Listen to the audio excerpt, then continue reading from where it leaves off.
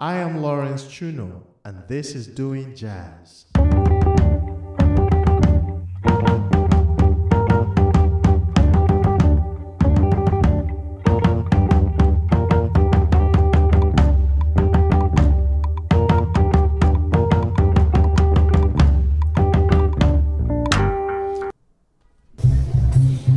Hello everyone and welcome to Doing Jazz. My name is Lawrence Chuno and this episode is with vocalist Brandon Bain. Brandon is well known in the New York jazz scene and has collaborated with many prominent jazz musicians. Brandon is also the founder, editor and curator of the jazz performance video series Capsulocity.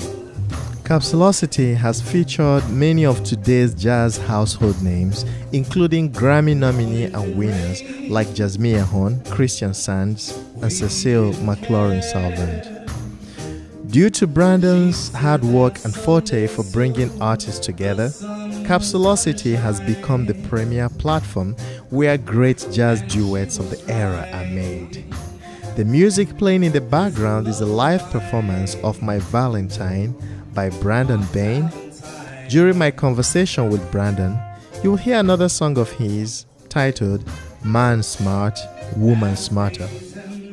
After listening to this episode, you can learn more about Brandon Bain by going to the website of the show, www.doingjazz.net, and you can listen to more episodes of Doing Jazz by subscribing on iTunes, Spotify, or any of the available podcast vendors. While on iTunes, please rate the show, leave a comment, and share the show with your loved ones. Okay, ladies and gentlemen, I present the talented, the very versatile Mr. Brandon Bain in your face.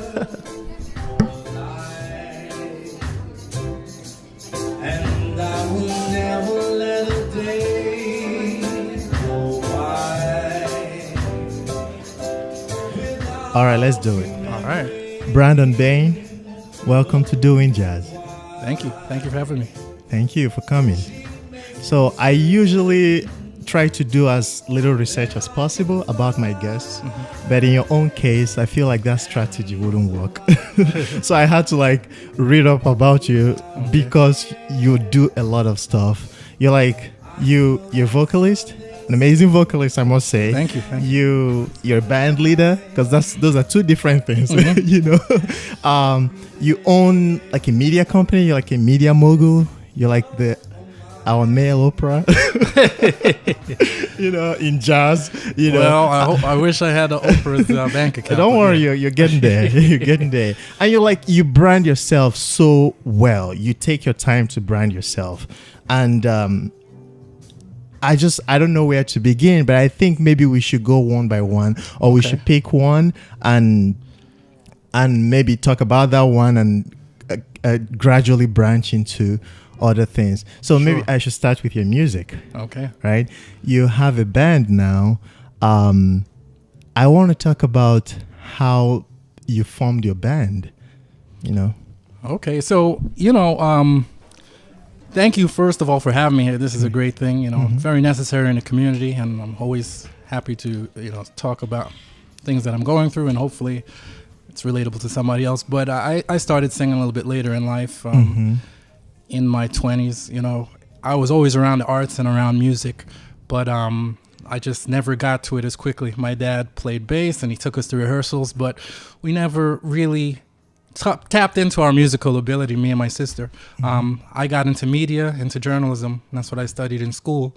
But a little bit after that, I just saw the connection between media and also music and message. And once I started doing that, and I did start Capsulocity, which you mentioned, the video series. So I had always just been looking at the jazz community in two ways. One way as an artist and a musician who wanted to be a part of it.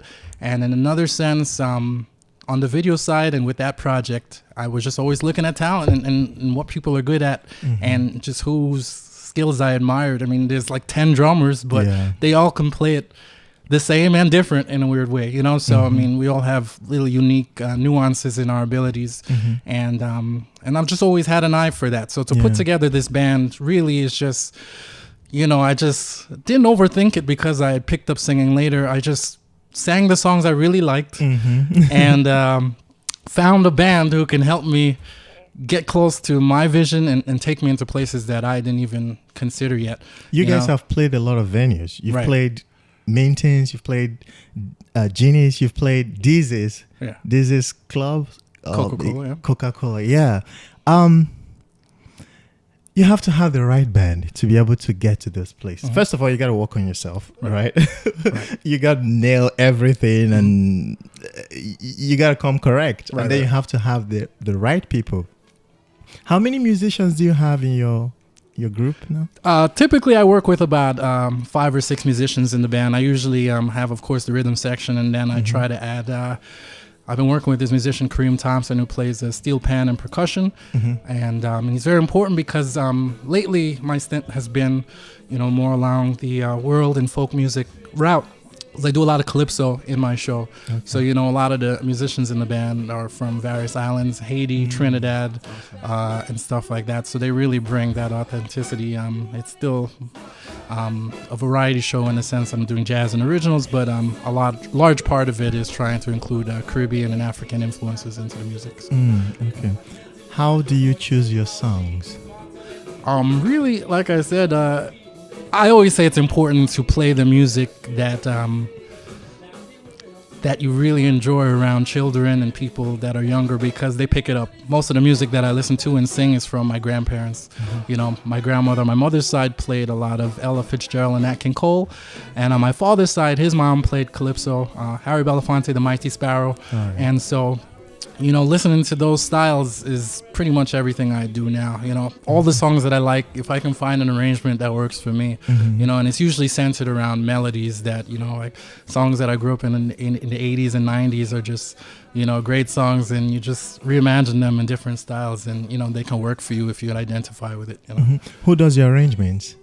It all depends, different people in the band have pitched in, sometimes I can sing an idea to them, but a lot of times guys like, I've been working with a bass player, Jonathan Michel. He's, helped me do some stuff recently for a Christmas show. And I think Etienne Charles has helped me do some calypso stuff as well. So it all depends, usually if I see somebody I like, I might ask them if they're available to work with me. And that's how things come along. Awesome.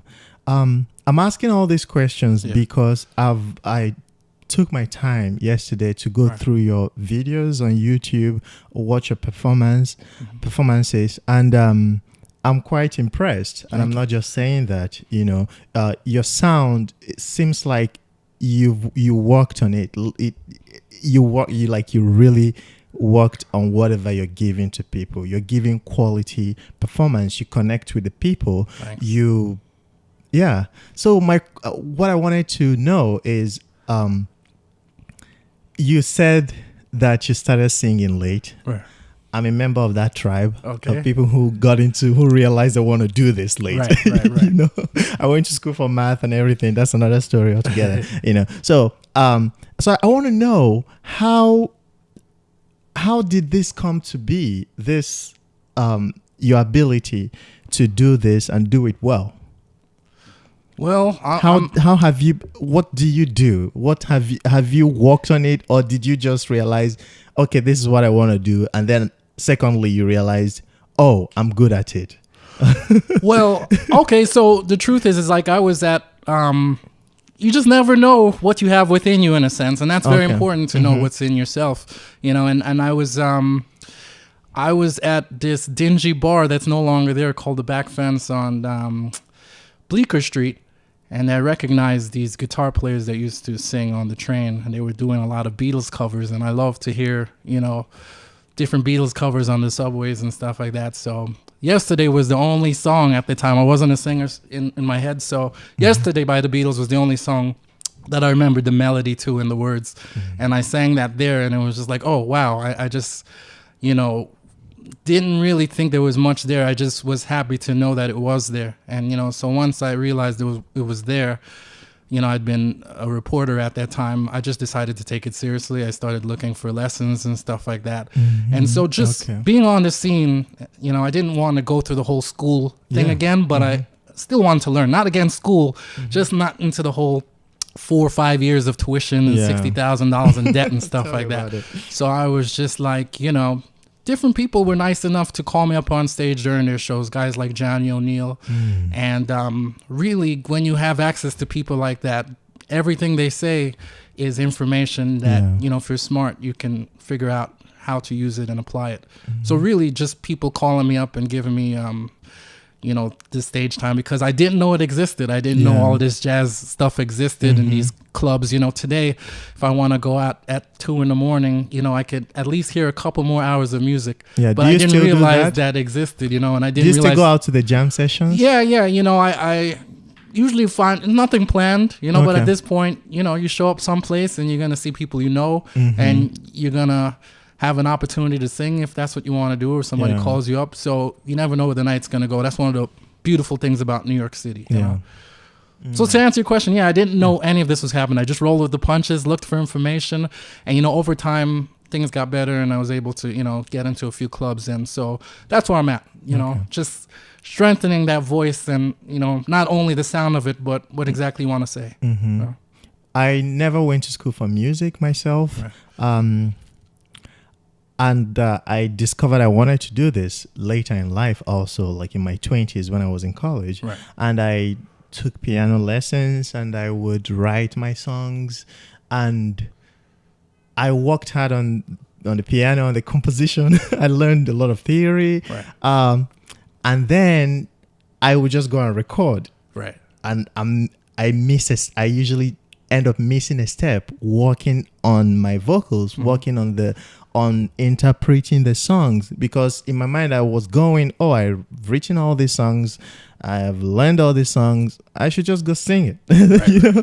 And I'll go and sing them and I will realize that they're not coming out right. So my learning process became kind of, in a way, it was kind of all over the place. But lately I've realized that I have to go back to the drawing board. You know, I'm taking a different kind of lessons, still taking piano lessons, but I've focused lately on vocal lessons. As a singer, as a vocalist, you're primarily a vocalist and you do it well. I want to know, have you taken vocal lessons? Yeah. No, I take vocal lessons, you know, regularly and or wherever I can, and it's a physical thing, so I just try to keep in shape. You know, I don't think I'm above any lessons. I'm always just, you know, trying to learn and keep myself in good shape. You know, you never know when things pop up, so that's been a good lesson for me. You know? I see. How do you learn a song?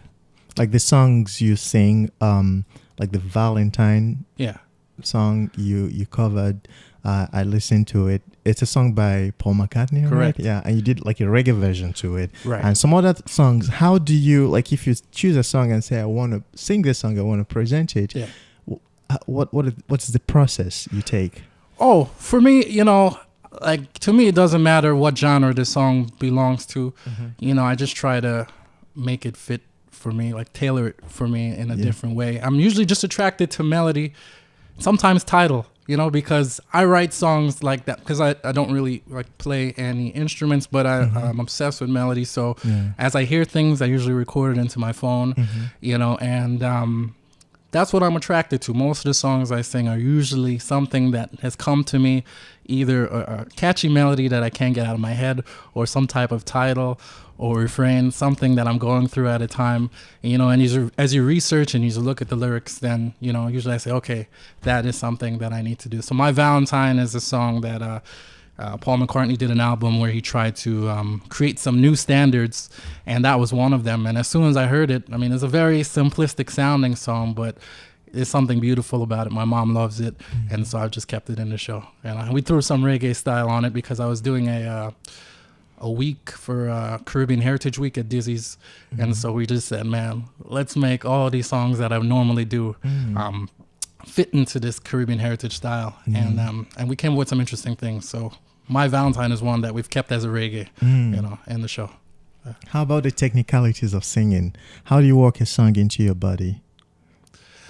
I think over time, singing things, you know, you know the words. Yeah. You know what it means. You know why you're attracted to the song. Over time, as things happen to you in your life, and the song grows on you. As you keep singing it, you're like, I knew what that meant, but now I really know what it means, and I can approach it differently. And I think people start to feel it a little bit more over time. You know, it's not my song, but it becomes kind of known with what you do, you know, until you start presenting your own stuff.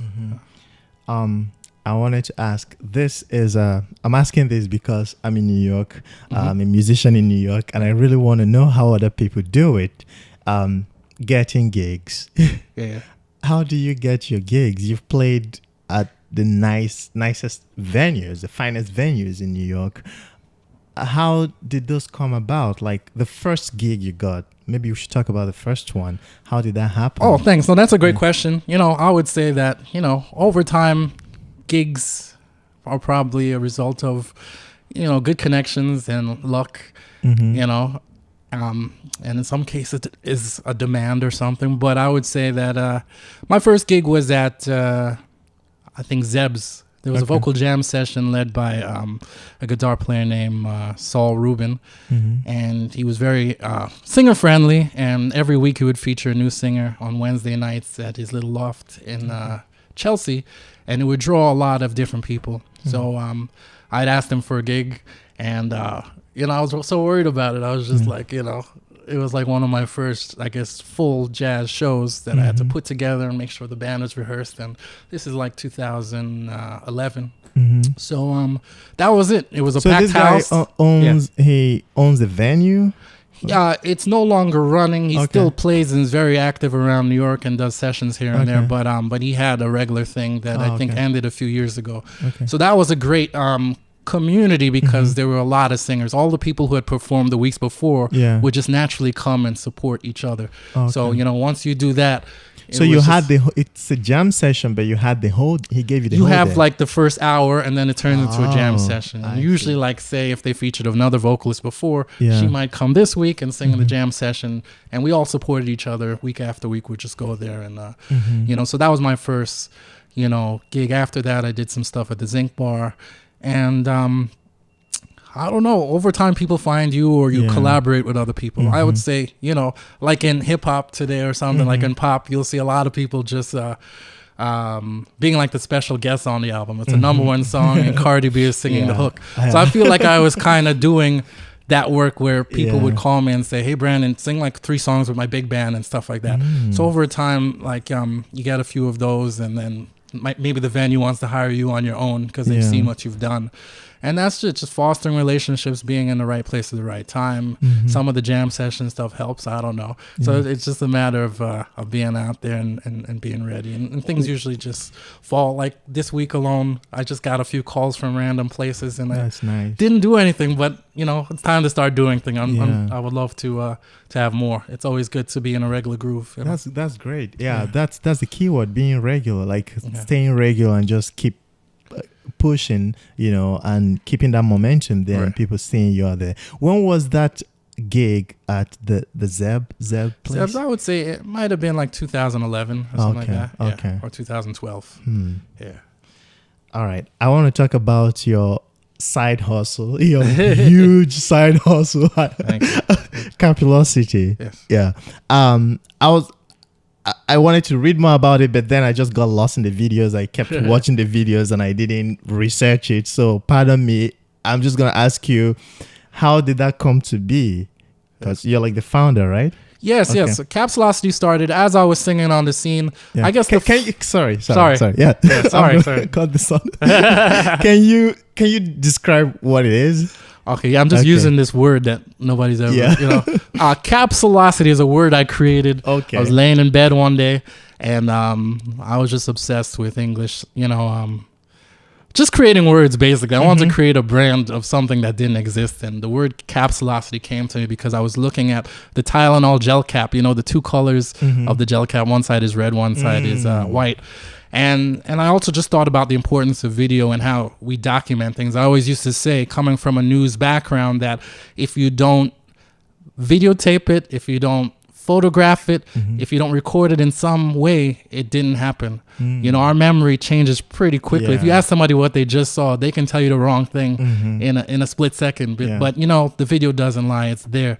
And so I started Capsulocity in 2012 because as I was pushing on as a singer and finding out all the different clubs and how things work, I was just so excited to see that there were younger people performing this music that I thought was my grandmother's music.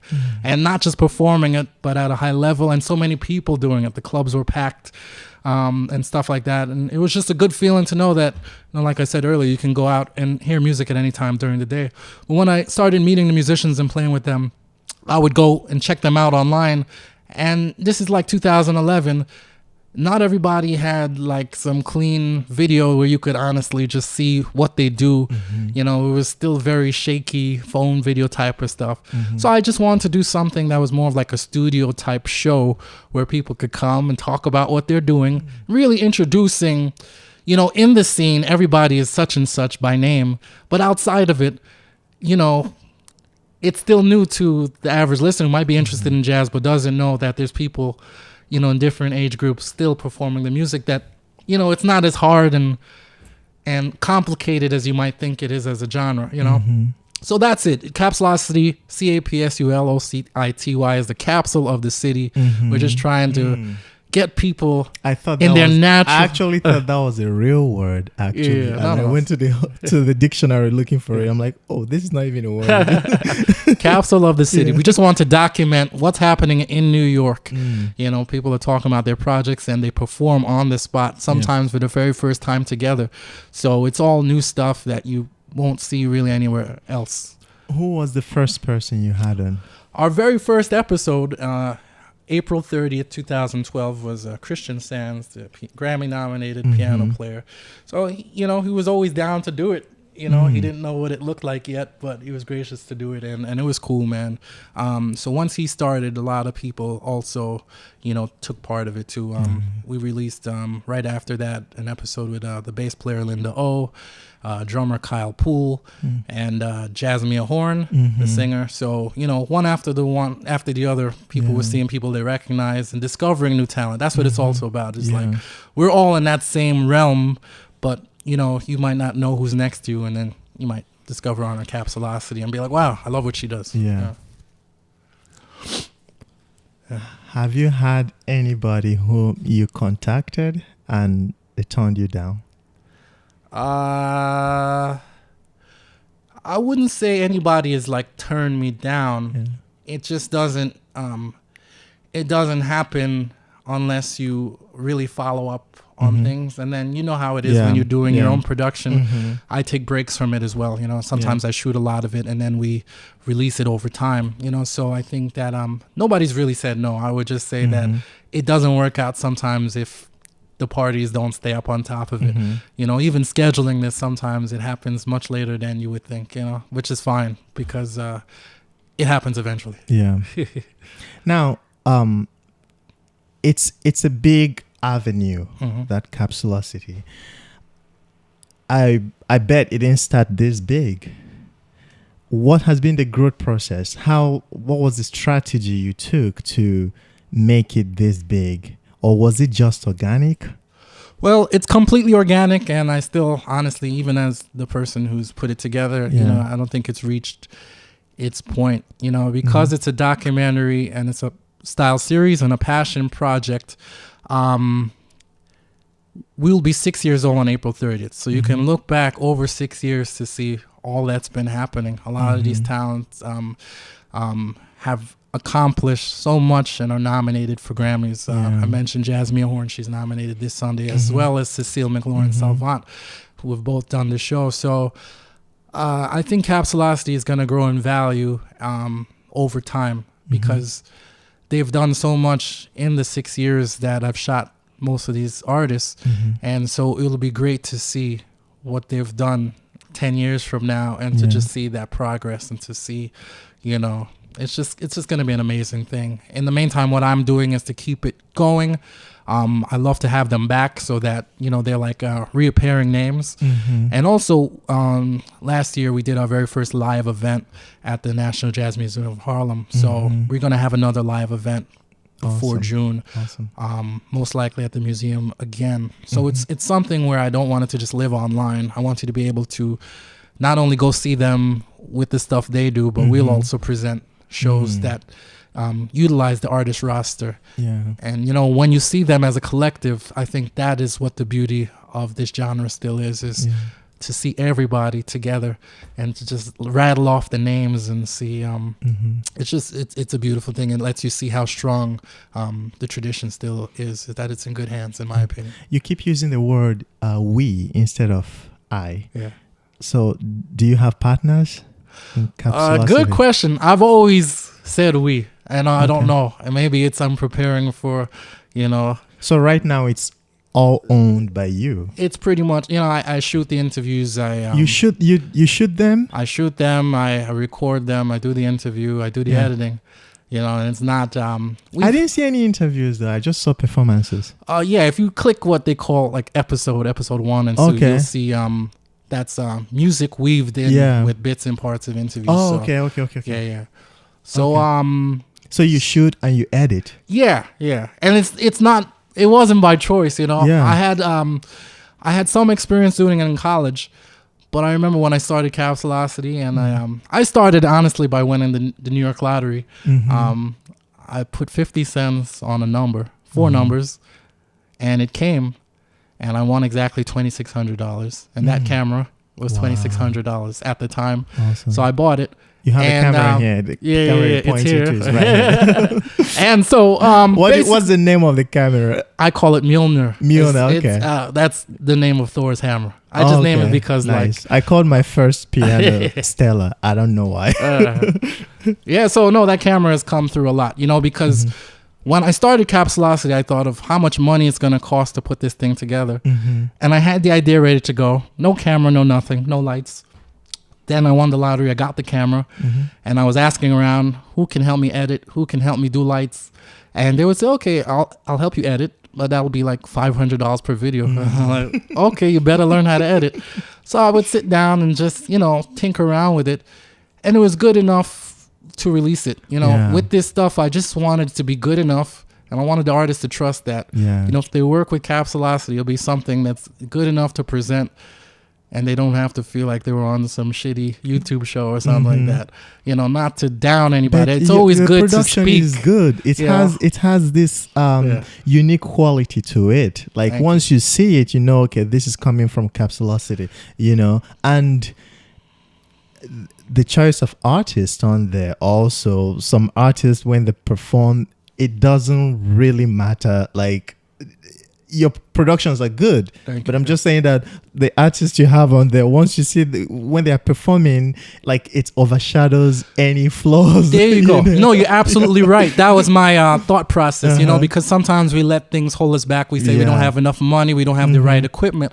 But once I had the idea and the willingness of the town to do it, and then taught myself how to do little things just to make sure it gets out consistently, then I thought that you're right, it doesn't always matter. We let those things hold us back to try to be perfect. But it was more about the sentiment. You know, I wanted to be an honest representation. The artists come how they're dressed. Not everybody's in a bow tie like they're going to go perform jazz at a nightclub. You know, it's just like, come as you are. And it's a raw performance. A lot of these days are like 100-degree days. Like, we were sweating. I couldn't have the fan on because it would make too much noise. So it really is what it is, you know, a special moment in that sense, you know. And that's what we try to capture. These are like, sometimes some of the duets have never happened before, never happened again.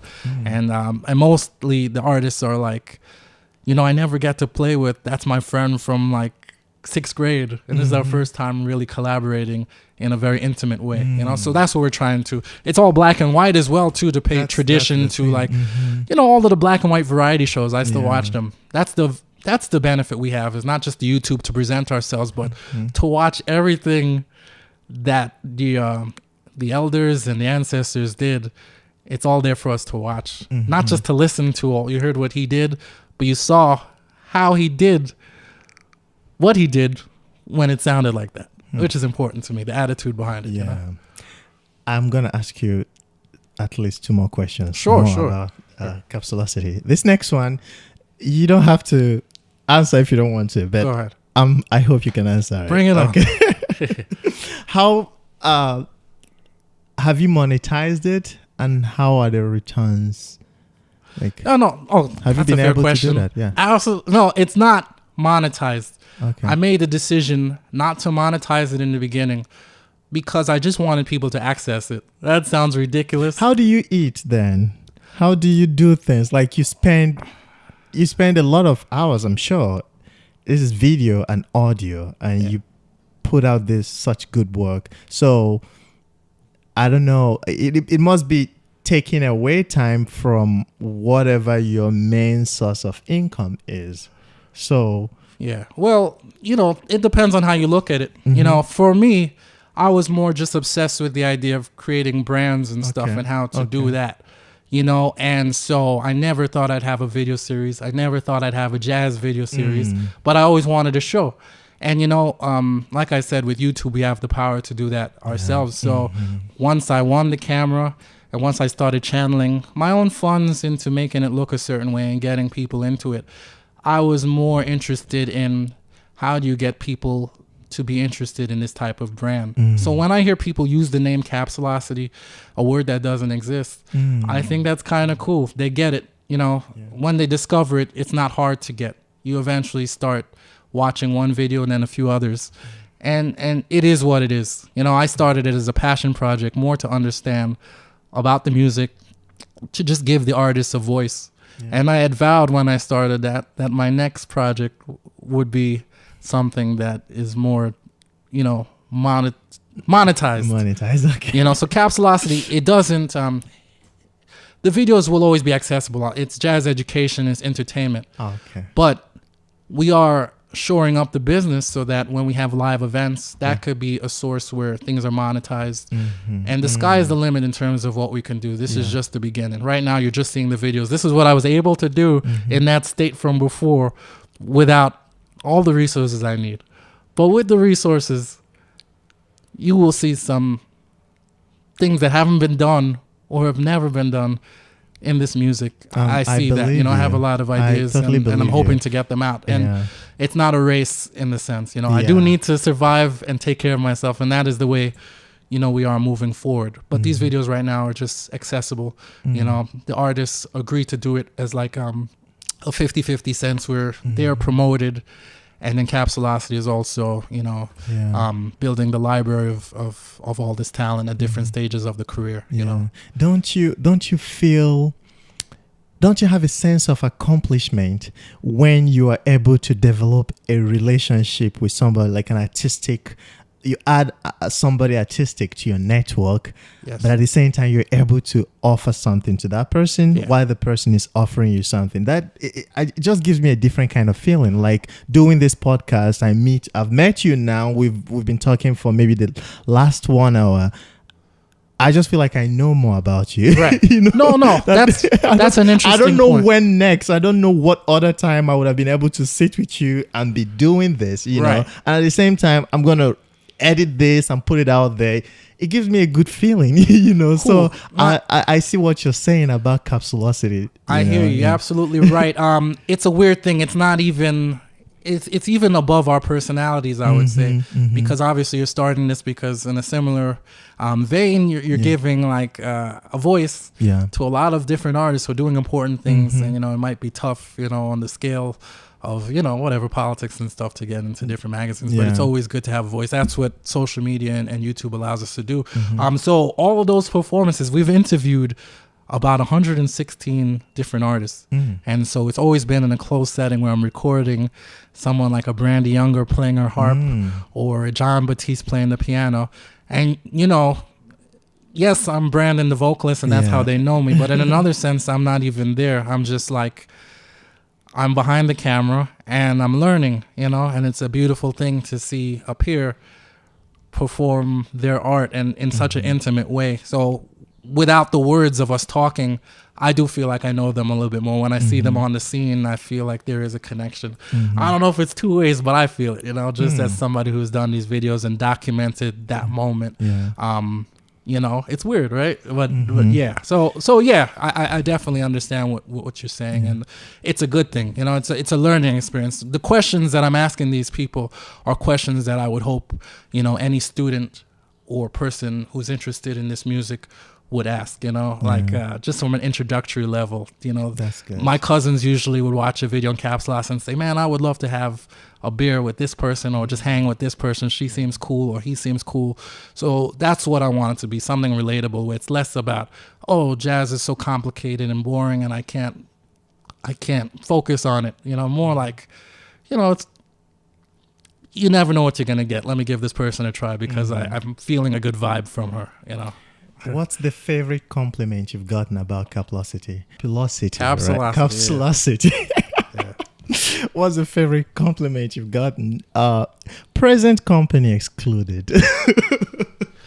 My favorite thing is just to see people from around the world. Mm-hmm. We don't realize, because I was born in Brooklyn, how much, like, especially if you decide you want to do more of a traditional style of music and study it in a school, how important New York still is. A lot of people around the world are fighting to come to New York or just to get a taste of it.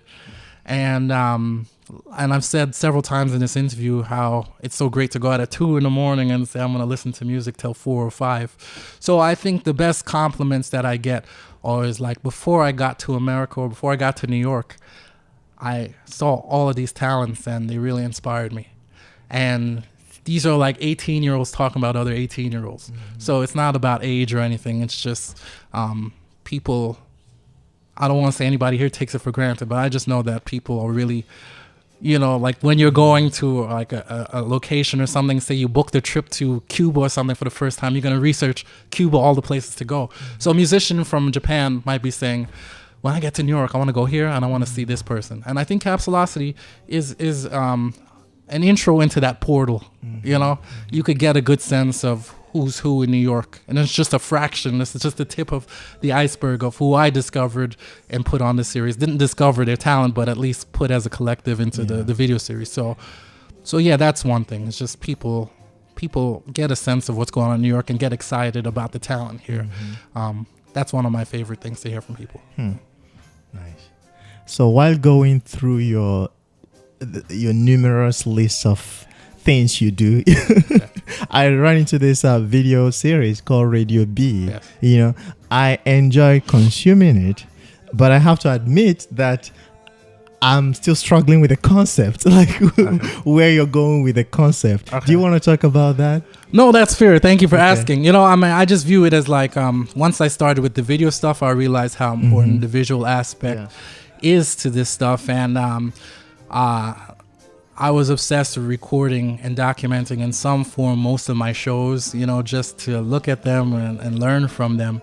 And there are times where if the visual isn't that good, I like the audio, so I didn't want to waste it. So I just figured that Radio B is a series that was formulated specifically for Instagram. Instagram has a 1-minute limit, so the video from top to bottom is a 1-minute video. I'm trying to tell the whole story in 1 minute.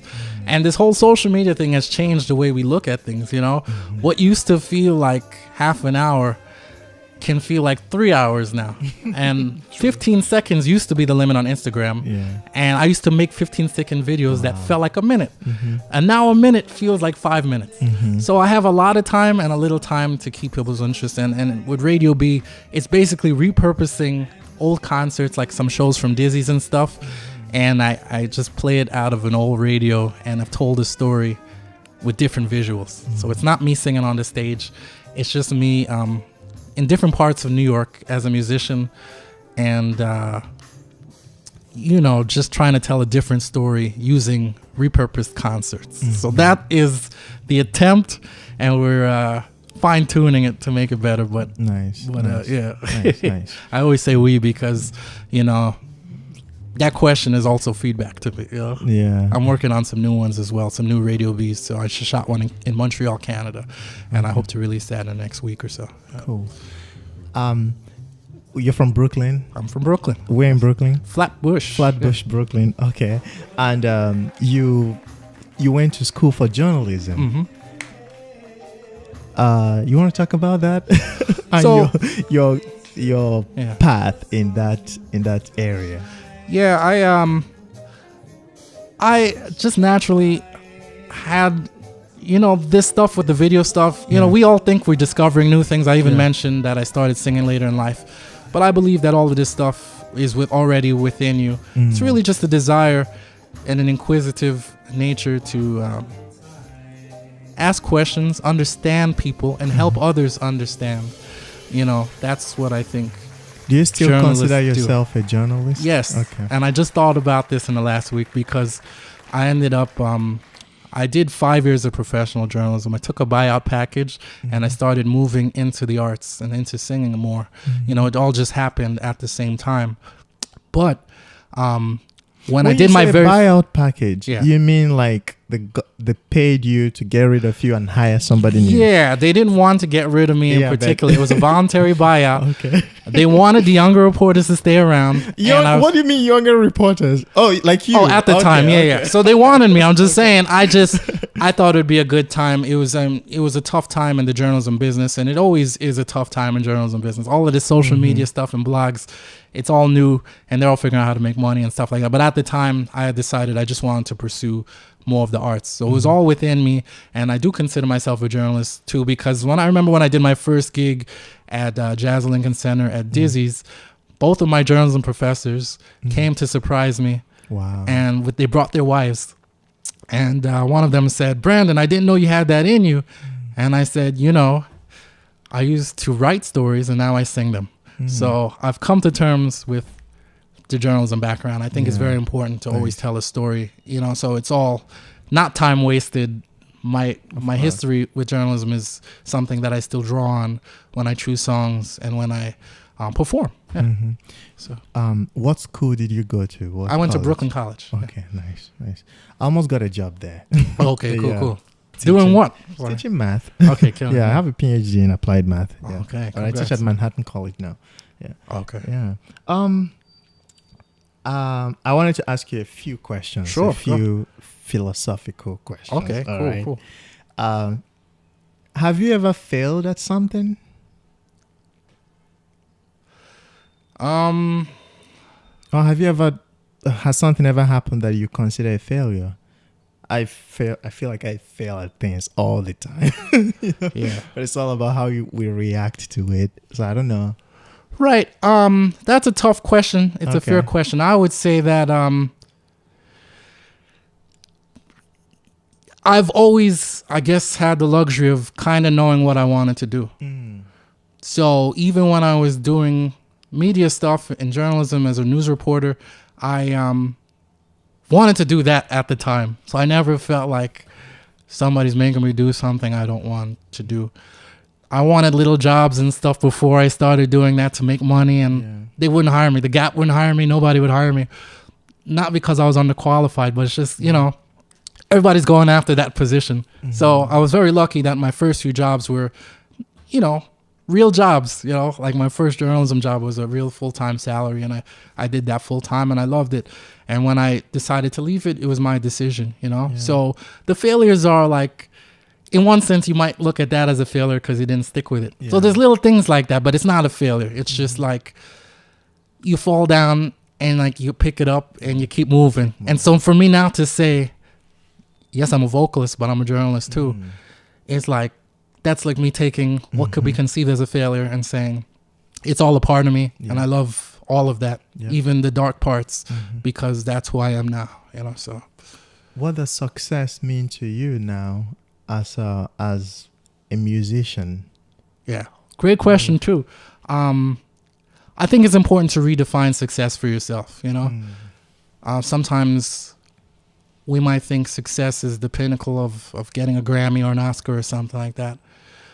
For me, I think that I admire a lot of people who are known but not known. They're not on TV with their hands up in the air saying, look how much money I have. Guys like a Byron Allen or something like that, or he's a TV producer and filmmaker as well. And there's guys like that who are doing their own thing, and they've started their own companies who I admire a lot. Success to me isn't necessarily being known by everybody, being super famous. I think it's just it's helping people within your community. It's creating avenues where people help you and you can help them in some form, you know? So I think that my own definition of success is my own now. You know, it's awesome. Knowing that, like, it's not being muscular, saying I'm going to work out for 10 months and being muscular by 10 months. It's saying it might take me 16 or 17, but I did it the way that I needed to do it because this is my body and this is what I had to learn to get to that stage. Exactly. You know, so I'm really into self-assessment, being honest with yourself and sticking to these goals. And as long as you learn something from it and apply it, you know, naturally, I think you can help others by inspiring or giving advice or just with some type of work you do. You know, not only as an entertainer do we uplift people and send a good message, but I think through Capsulocity, hopefully, you know, somebody has benefited from either watching them or even doing it, you know, so I feel content. Success would be to me to be respected for what you do, not by 100% of the masses, but by enough within your community. A community is not just all of us singing in the same space. It's just like, who's the doctor? Who's gonna pick up the cause to be the journalist, the cook, the this, the that. So everybody pitches in. So we do have places, and that's how we have gigs. You know, somebody started the club, right? Yeah, you know, exactly.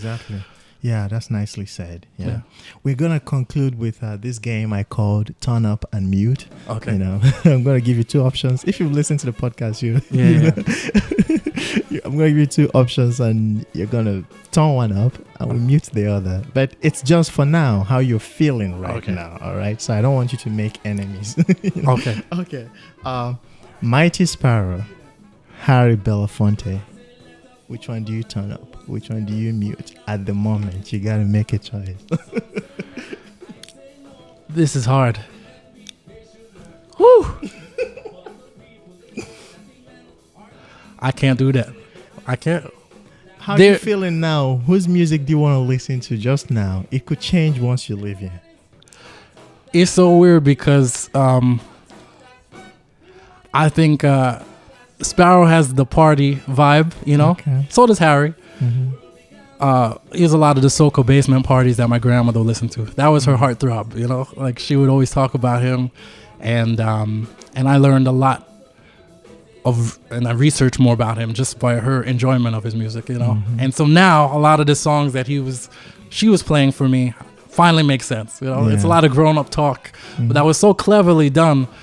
That is brilliant, you know, so I really appreciate it now. And Harry, you know, his voice is just like, you know, he has an effect on children. Yeah. And gets people dancing too. Both of their music helped me out tremendously, you know, just as a listener and as a performer. Whose music did you listen to last? Probably Harry. All right, so maybe we should turn up Mighty Sparrow because you need to go listen to him. All right, I'll take it. You know, I didn't say anything, but you know, I just have tremendous respect for them, so I couldn't do that. Okay. Another one. This one you can just bail out. All right. Sure. Because you're not disrespecting anybody. Okay. You're just choosing one for now. How you feel? I hear you. All right. Eddie Jefferson, Jon Hendricks. Are you familiar with? Yes, I'm familiar with both of them, and so I always say turn up Jon Hendricks because I personally knew him. He also did Capsulocity. Oh, and awesome. I've also documented some time with him. So I spent some time with him, and I would say turn up Jon Hendricks because I got to talk to him directly. But I have tremendous respect for Eddie as well. Nice. Yeah. All right. I don't know if I'm getting the name correct for this next one. Caribbean Day Parade. Yep. You guys have that right? Yeah. Caribbean Day Parade, Brooklyn. Yeah. And Caribana, Toronto. I'm gonna go with Caribbean Day, the Caribbean Day Parade in New York. Okay. There's nothing like it. Okay. My family moved from Grenada and St. Vincent to Brooklyn in the late 70s, and so it just reminds me of the family. Everybody would come from different parts of the globe. We have family in London and Canada. Everybody would come down for that week. It's gotten crazy and violent and stuff like that, but there's something special about it in the sense that, you know, that's how I keep up with all of the new music from Haiti, Jamaica, Trinidad, Barbados, and it's a good spirit. But yeah, you know, I stay away from parades nowadays. Nice. Brandon Bain. Yeah. thank you for coming on. Lawrence, thank you so much for having me. This is a great thing you do, and I've learned a lot about different artists as a result of you doing it. So I wish you the best. Thank you. Thanks again for having me. Yeah, and whenever your album comes out, I would love to have you again. I'm working on that, and I would definitely take you up on that offer. So thank you so much. Awesome. Later. Take care, bro. And she was right. This love of mine, my Valentine.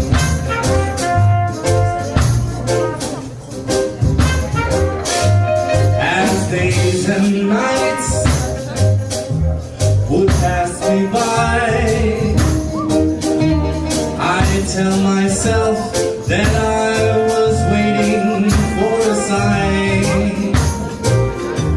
Then she appeared, a love so fine, my Valentine.